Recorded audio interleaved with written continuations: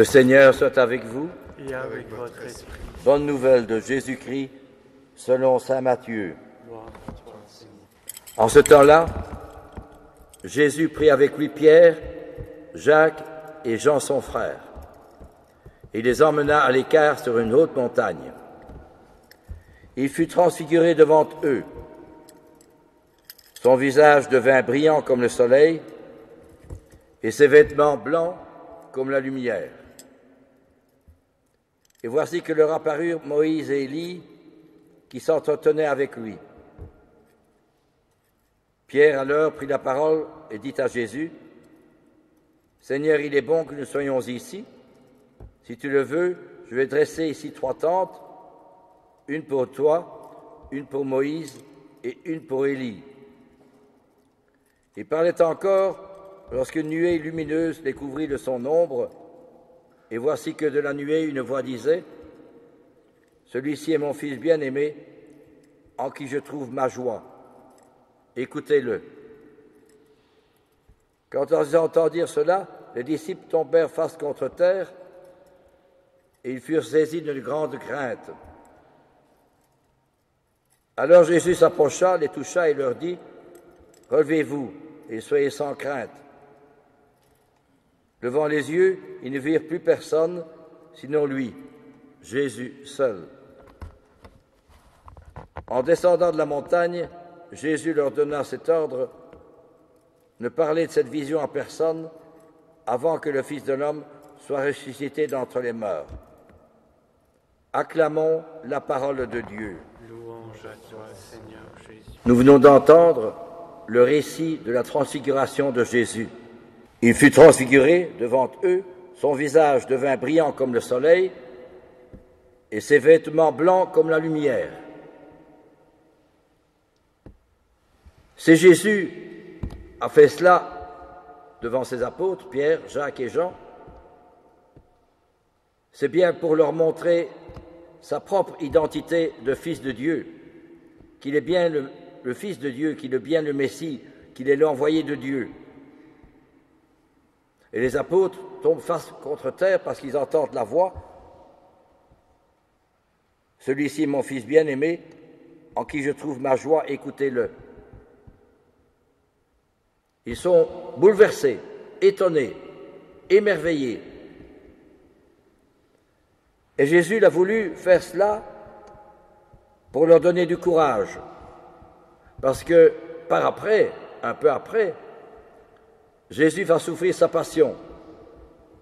L'agonie, la flagellation, le couronnement d'épines, le portement de la croix, le crucifixion. Les apôtres, quand ils vont voir ça, ils ne comprennent plus. Pierre va dire avec Jésus, mais ça ne t'arrivera pas. Toi qui as fait tant de belles choses, ressuscité des morts, Lazare et le fils de la veuve de Naïm, toi qui as guéri des lépreux, des aveugles, des boiteux, des handicapés, c'est pas possible que tu termines ta vie comme cela. Et les apôtres, évidemment, attendaient un Messie un peu quand même politique, qui viendrait secouer le joug des Romains pour le faire donner la liberté et l'indépendance à Israël. Et pourtant, Jésus n'a jamais voulu un Messie politique. Quand il avait donné à manger à des milliers de gens sur la montagne, ceux-ci voulaient s'emparer de Jésus pour le faire roi. Voilà le Messie qu'il nous faut. Et Jésus s'en en a tout seul dans la montagne. C'est formidable. Il avait toute la chance, à ce moment-là, de pouvoir être roi. Or, Jésus s'en va tout seul dans la montagne. Il y a un paradoxe. Et c'est le même paradoxe ici aussi. Les apôtres ne comprennent pas quand Jésus va souffrir, il va être arrêté. Il va se trouver de l'autre côté, c'est-à-dire de tous ceux qui sont des délinquants, des voyous, des condamnés. Jésus va aller avec eux, mais ce n'est pas possible. Les apôtres ne comprennent plus, alors ils le laissent tomber. Hein. Ça, c'est sûr. Sauf Jean, qui était au pied de la croix, sa maman, et Marie et quelques femmes. C'est tout. Et tous ceux qu'il a sauvés, qu'il a guéris, les lépreux, les aveugles, les boiteux, les handicapés, personne au pied de la croix, personne. C'est formidable ça. Hein? Et ça veut dire que quand Jésus a donné son discours à la dernière scène, Il a commencé son discours comme ça. Maintenant, l'heure est arrivée, glorifie ton Fils. Le moment de ma glorification, c'est fort quand même. La glorification, c'est après, quand il va ressusciter. Mais déjà, pour lui, Jésus, la glorification, c'est déjà au moment où il va souffrir sa passion. L'agonie, la flagellation, le couronnement d'épines, le portement de la croix, le crucifixion et sa mort. C'est assez paradoxal et ça doit nous faire réfléchir. Que signifie cette passion de Jésus que nous préparons pour Pâques, en ce temps de carême? Pourquoi Jésus a-t-il tant souffert? Voyez-vous, c'est cela, et je me demandais, moi-même, moi aussi, qui vous parle, je me dis, pourquoi Jésus a-t-il tant souffert? Et c'est cela qui est formidable, c'est que Jésus, il est entré dans la passion, il a même dit à Pierre, écoute, laisse tomber, ne va pas te révolter, il suffirait que je demande à mon Père une légion de 12 anges, il viendrait me protéger. Non, ça doit se faire comme les prophètes ont écrit. Alors, les apôtres ne comprennent pas. C'est seulement après sa mort que les apôtres vont comprendre pourquoi Jésus a tant souffert. C'est après sa résurrection qu'ils vont... Ah oui, on comprend. Eh bien, nous-mêmes aussi, et moi-même le premier, il faut que je comprenne pourquoi Jésus a tant souffert.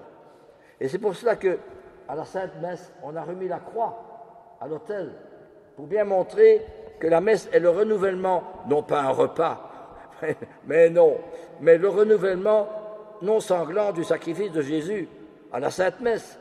Pour ça que les saints, quand ils célébraient la messe, ils étaient transfigurés, illuminés. C'était formidable quand même.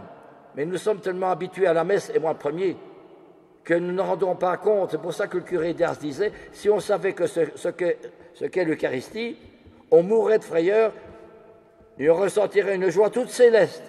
C'est extraordinaire quand même quand on pense bien. Voyez-vous? Et c'est cela que vient nous dire ce temps de la transfiguration. Et cette deuxième chose aussi, ce temps de la transfiguration, veut nous montrer que nous-mêmes, si nous suivons le Christ, ou plutôt si nous laissons prendre par le Christ, à travers sa souffrance, ses difficultés, ses problèmes, car Jésus demande, il n'oblige pas, mais il nous demande de partager un peu sa souffrance, pour sauver des âmes. Voilà la raison fondamentale que Jésus a tant souffert. C'est pour sauver des âmes. Alors il me demande, moi aussi, sauver des âmes. Et c'est toute la vocation de la petite Thérèse de Lisieux qui a entendu cette voix de Jésus, j'ai soif. Et cette parole de Jésus résonnait tout le temps dans son cœur, disait-elle. Et je voulais, moi aussi, donner des âmes à Jésus, à mon époux, pour qu'il sauve des âmes. Et alors il était passionné par le salut des âmes, voyez-vous. Et c'est pour ça qu'elle a demandé que Pranzini, qui était un grand criminel, elle s'est vraiment priée pour lui, et heureusement, lui, Pranzini, a embrassé la croix avant de mourir.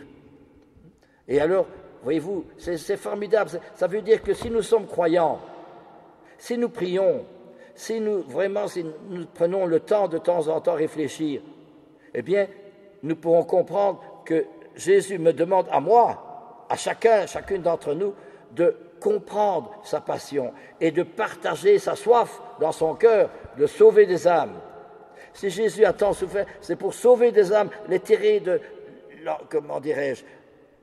l'orgueil, l'égoïsme, la violence, le mal, la méchanceté, tout ce qui se passe aujourd'hui. Nous l'entendons à la télévision, à la radio, nous entendons pas mal de choses. Eh bien, justement, le bon Dieu vient nous dire, moi j'ai souffert pour que vous compreniez que c'est par ma souffrance que je sauve les âmes, que je viens apporter la paix, l'amour, la joie. Mais pour cela, il faut que vous partagiez cette souffrance que moi j'ai vécue. Voyez-vous, c'est cela qu'il nous a demandé. Tous les saints l'ont compris cela. Et ils l'ont vraiment, véritablement vécu dans leur cœur. Et bien, nous aussi, nous sommes appelés à vivre, vous m'entendez bien, à vivre cette passion de Jésus, cette souffrance de Jésus, qui est rendue présente à la Sainte Messe. Hein. C'est formidable. Je m'excuse de dire cela, mais quand j'étais séminariste, si j'avais su ça à ce moment-là, que j'aurais 24 ans, j'ai été ordonné à 25 ans, Mais j'aurais dit à mon évêque, Monseigneur, ne m'en donnez pas, c'est tellement grand l'Eucharistie, je ne mérite pas d'être un prêtre, je ne mérite pas d'être comme saint François d'Assise, je ne mérite pas, non, je préfère me trouver dans le fond de l'Église comme un frère, comme un religieux, mais célébrer la Sainte Messe, je ne saurais pas, c'est trop grand pour moi, comprenez? C'est ça qui est formidable. Et encore maintenant, quand je célèbre la messe, mon Dieu, c'est tellement grand la Sainte Messe, c'est tellement formidable, toute cette souffrance de Jésus. Voyez-vous, ça veut dire que il faut réfléchir à tout ça, c'est vraiment vivre, la parabole de l'enfant prodigue. Il s'en va loin, il est parti loin, et le père, quand il le voit, il ne se fâche pas sur lui, il l'embrasse, il couvre de baisers. Et la brebis perdue aussi, il va la chercher à travers des précipices et tout ça, et puis il la met sur ses épaules. Je dis, il me prend sur ses épaules. Hein. Si je reconnais que je suis pécheur, que je suis pauvre et que je suis besoin d'être purifié, il me prend sur ses épaules à condition qu'il ait l'humilité et me reconnaître pécheur. Alors ça c'est beau. Aujourd'hui, il fait gris, mais quand il y a un soleil merveilleux, c'est le soleil merveilleux qui va éclairer mon âme, qui vient l'illuminer de sa présence, de son amour. Si vous voulez, la croix, la passion de Jésus, l'agonie, la flagellation, c'est la parabole de l'enfant prodigue, hein, de la brebis perdue. Jésus vient me chercher, si loin que je sois, et il souffre pour moi.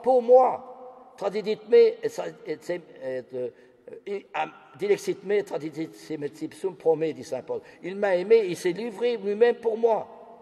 Ça veut dire cette relation personnelle, c'est ça la foi, cette relation personnelle avec Jésus qui est à l'autel, et moi. Et qu'est-ce que je fais? Je reste dans mon fauteuil, je regarde la télévision, je prends un petit verre, je fume une cigarette, ou quoi, ou bien je m'empresse de courir avec Jésus pour lui sauver des âmes. Et je n'ai de cesse que de vouloir sauver des âmes avec lui. Comprenez ça? Ça, c'est vraiment le cœur même de la foi, le cœur même de la passion du Christ, c'est le cœur même du carême, vous voyez, et de la souffrance de Jésus que nous allons vivre, fin du carême. L'agonie, la flagellation, le couronnement d'épines, le portement de la croix, le crucifixion et la mort de Jésus sur la croix. C'est formidable.